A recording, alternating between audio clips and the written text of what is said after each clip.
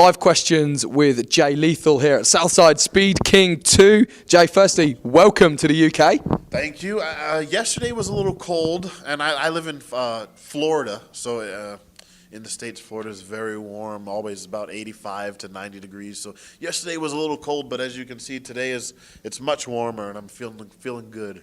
So he's been in the UK one day and he's complaining about the weather. You'll fit in well around here. Speaking about the UK, wrestling here in England, how much of the English wrestling scene do you get to see over in Florida? Actually, not too much.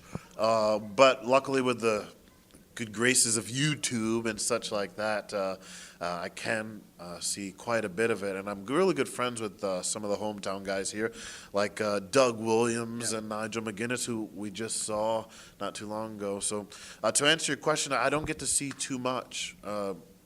If there were no YouTube or anything, I wouldn't see any at all, unfortunately.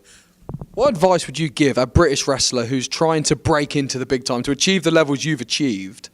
Coming from this country, getting to America, it can be done, like you say, Doug Williams, Nigel McGuinness have done it, but what would Jay Lethal advise an aspiring British wrestler to do? I think wrestling is all about determination and dedication. For instance, this advice would work for anybody in America as well as an aspiring wrestler here in the UK. You got to be dedicated and determined. Without those two things, you'll never make it anywhere, any sport, especially professional wrestling. Professional wrestling will put you to the test as far as, like, well, you're going to be away from your family, or you're in this relationship and the wrestling is going to tug at it because you got to be here.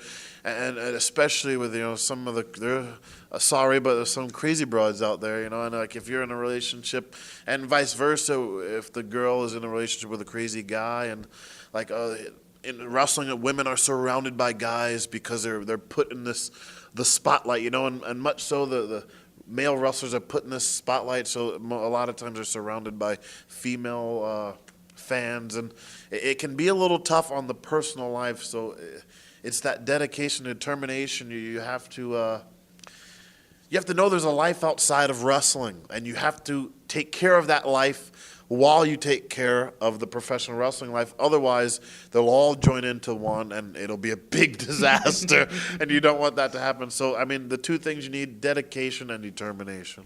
On to your wrestling career, Jay. Famous for the Macho Man Randy Savage impressions, the Ric Flair impressions.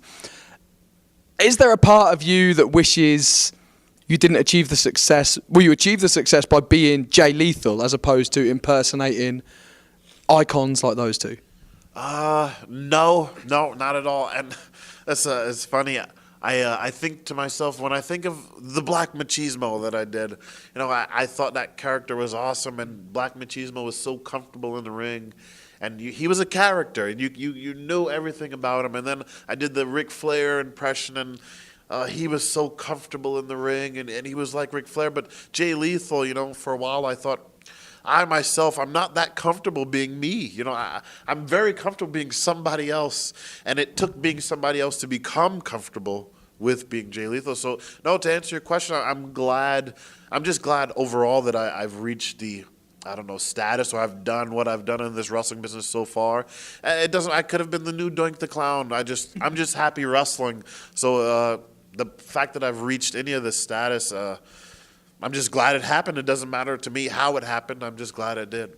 And doing a Randy Savage impersonation in front of Hulk Hogan. That must have been brilliant. That must have been one of them moments where you pinch yourself and think, I've just achieved something here. It was amazing. And, Hulk Hogan has a great Macho Man impression as well. Really? Well, he should. I mean, they were on the road so many times. They were like married to each other in wrestling, as we say.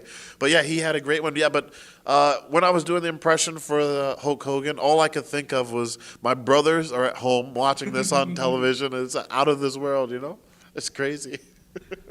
Finally, who inspired you to get into when you're young Jay Lethal there watching wrestling? Who inspired you to get into wrestling and get where you are today? On television, watching on television?